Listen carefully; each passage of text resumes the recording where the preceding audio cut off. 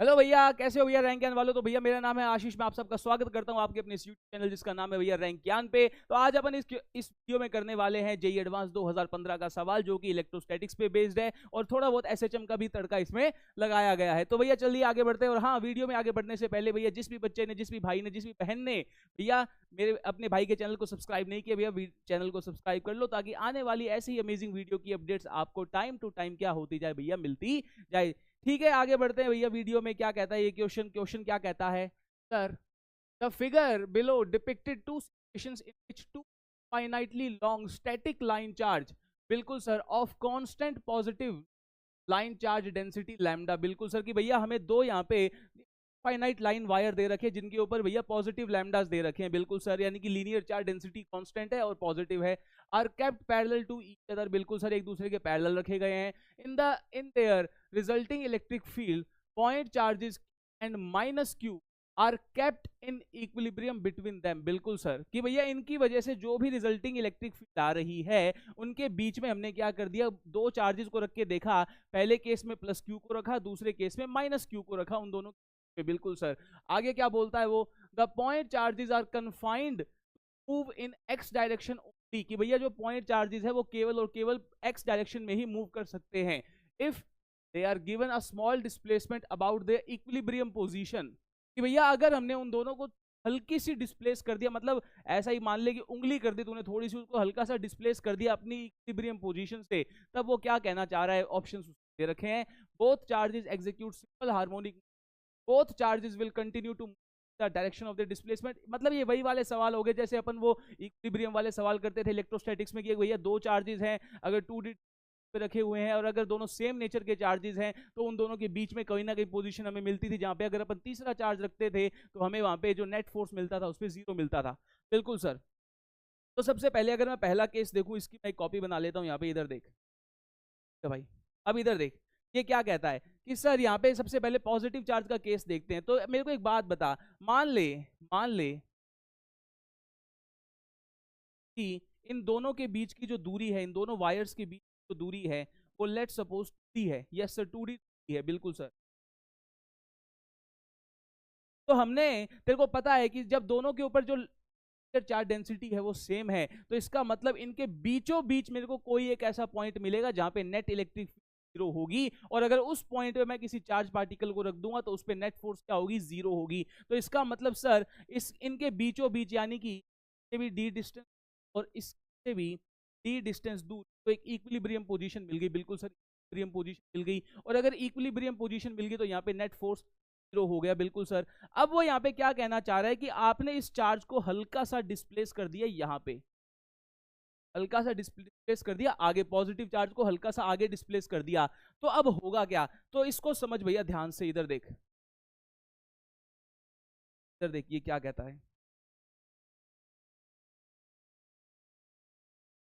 ये कुछ इस प्रकार की सिचुएशन दे रखी है, इधर देख।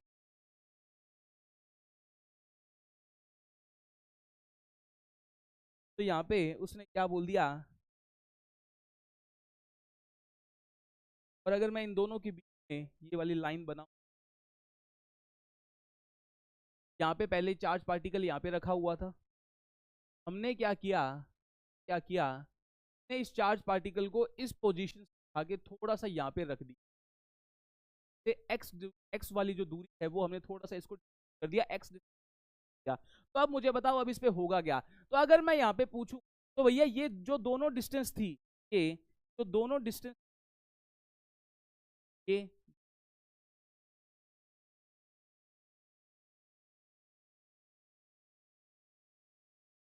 बिल्कुल सर, लेकिन अब हमने इसको डिस्प्लेस कर दिया। तो अब मुझे बता, इस वाले वायर से इस पॉइंट चार्ज की दूरी रह गई भाई, तो बोलेगा सर डी माइनस एक्स। और इस वाले वायर से इस वाले चार्ज की दूरी कितनी रहेगी सर, तो बोलेगा सर डी, यही बोलेगा, बिल्कुल सर।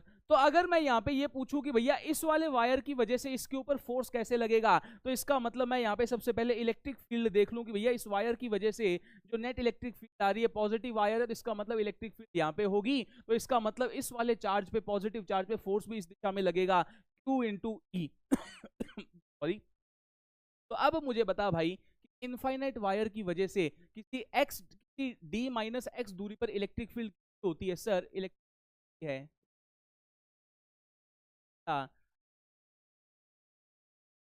यहाँ पे, और इलेक्ट्रिक फील्ड की दिशा कहाँ पे है सर, यहाँ पे है माइनस आई कैप में। इसको मैं E1 बोल देता हूँ, बिल्कुल सर। अब इस E1 की वजह से इस पे फोर्स कहाँ पे लगेगा, जिसको मैं F1 बोल दूं, तो वो लगेगा sir 1 which is basically lambda upon x. बात आ रही है समझ में? Yes sir. वैसे ही सिमिलरली अगर मैं यहाँ पे इस दूसरे वायर की वजह से पूछूं, इस वाले वायर की वजह से, सर इस वाले वायर की वजह से इलेक्ट्रिक फील्ड कहाँ पे होगी, चार्ज पे, तो तू बोलेगा कि सर आगे की तरफ होगी, क्यों, पॉजिटिव चार्ज वायर है तो ऐसे होगा। बिल्कुल सर। तो जिसको मैंने बोल दिया ई, तो E2 की वैल्यू कितनी होगी, बोलेगा सर E2 की वैल्यू होगी ए लैम्डा अपॉन में ये होगा। और अगर वेक्टर वाइज लिखूं तो ये प्लस आई कैप में होगा। और सर आपने इसका मतलब पॉजिटिव चार्ज रखा है, तो इसका मतलब इलेक्ट्रिक फील्ड की दिशा में फोर्स लगेगा, तो इसको मैं F2 बोल दूं, F2 की वैल्यू आएगी ए लैम्डा अपॉन में ये होगा।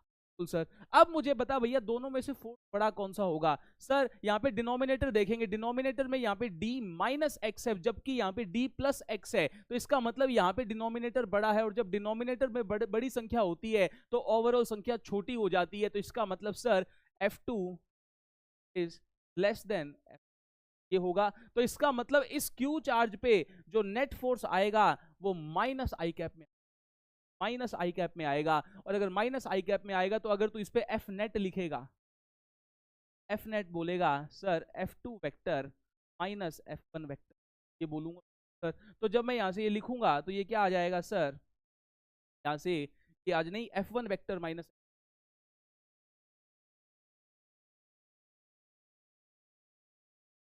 ये बोलूंगा। बिल्कुल सर। तो यहाँ पे क्या आ जाएगा सर, के लैम्डा, और ये जो ब्रैकेट में माइनस एक्स माइनस, और ये नेट फोर्स माइनस आई कैप में, गौर से देख गलत लिखा है, नहीं सर कुछ भी गलत नहीं लिखा। तो जब इसको अपन काटापीटी करेंगे तो ये क्या हो जाएगा, ये लैम्डा, और ये अब जब तू इसका एलसीएम लेगा तो ये आएगा। बिल्कुल सर। और ऊपर क्या बचेगा, ये आएगा। बिल्कुल सर। और साथ में एक, बिल्कुल सर। और जब मैं यहां से काटापीटी करूंगा तो काटापीटी करने के बाद भैया क्या आएगा सर, काटापीटी करने के बाद आएगा डी से मर गया, और जो आया आंसर एफ नेट बराबर ये क्या आएगा 4 k लैम्डा एक्स अपॉन में स्क्वायर माइनस स्क्वायर।